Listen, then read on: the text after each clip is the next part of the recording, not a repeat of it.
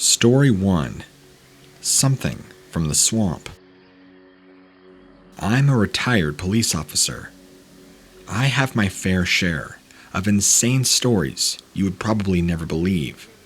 Gunfights, finding people overdosed, people cracked out of their minds on drugs, and everything in between. But something I wanted to share with you, since I no longer work in that department, is something that happened to me back around 2001, and, having been in a lot of sticky situations as an officer, doesn't leave a whole lot of room for being scared or frightened. I'm an individual anyway that isn't scared easily, except for maybe when my life is on the line, like I have a drugged maniac coming at me with a knife, or maybe I'm in a gunfight. But other than that, no. But what happened this night is hands down the most frightening experience I would ever have on the job as an officer.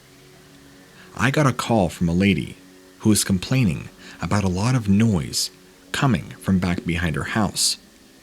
Where she lived, she was sort of on the outskirts of town. There was swamps behind her house and a large bog.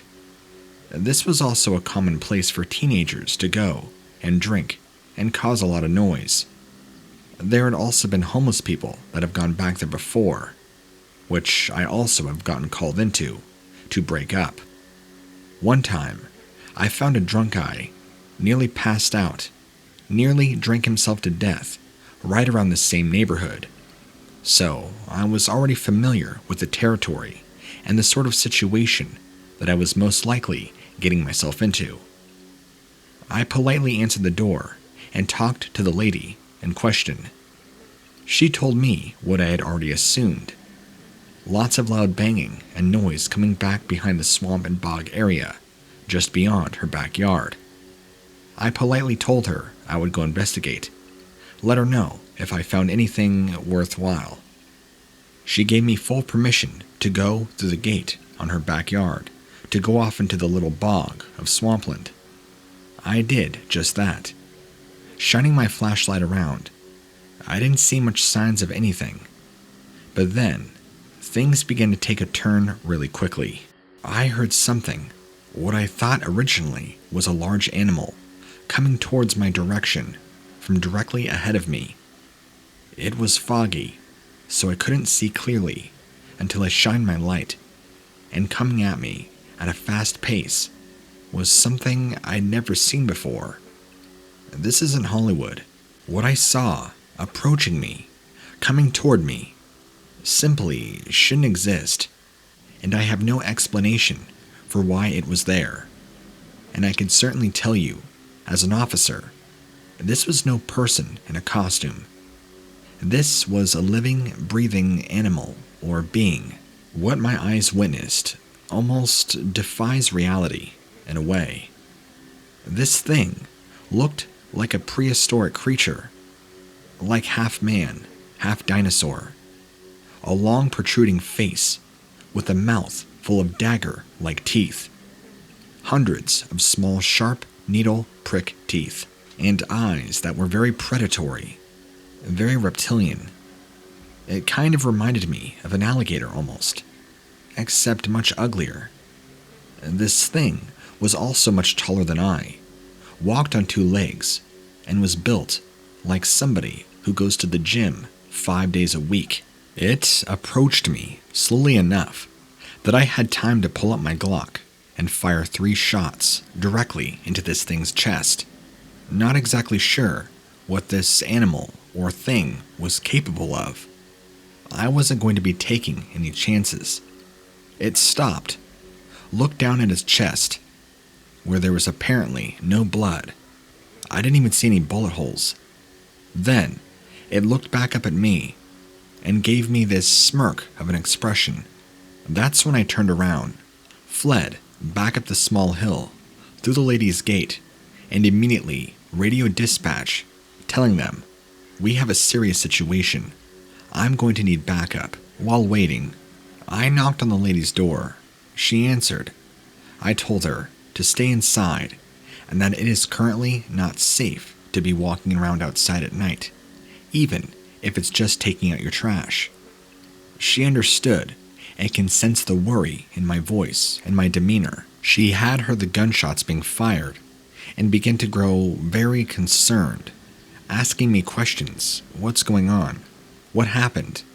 And I had to politely decline her of answering those and wait for my partner to arrive. Fortunately, I had one of my partners arrive within 4 minutes of dispatch time. We both ended up going back down there and investigating further. We didn't end up seeing that same animal or thing that I saw come towards me, potentially hostile. I explained to them what I saw, and even though they were a little hesitant, because I feel like this partner, whom I won't mention, who still serves currently, didn't quite believe me at first, but I think the more he saw and the more he heard me tell, I think he believed me.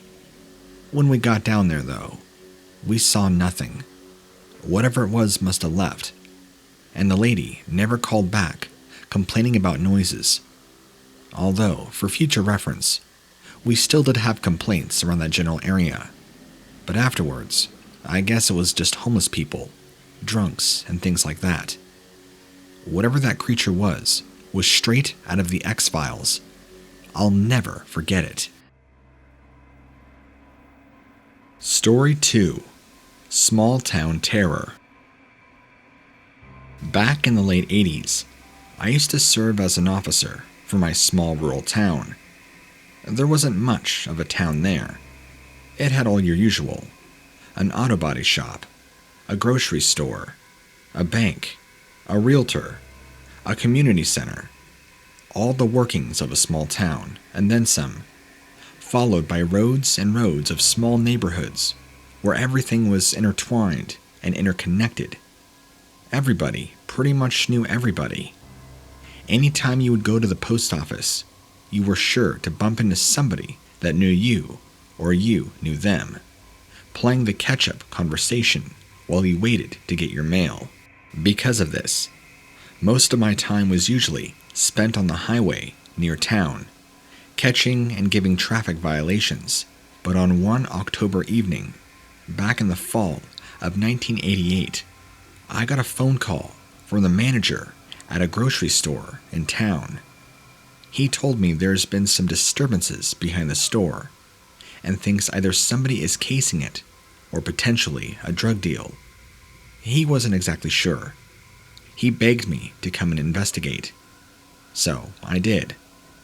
I stopped by the store, had a polite but short conversation with him, and went to go investigate. While arriving at the very back of the store where the dumpster was, everything appeared normal, and after shining my light, I didn't see anything out of place until I saw movement.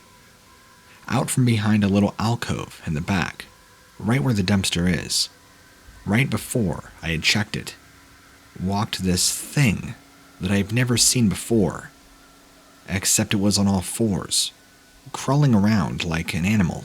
I thought, what is that thing?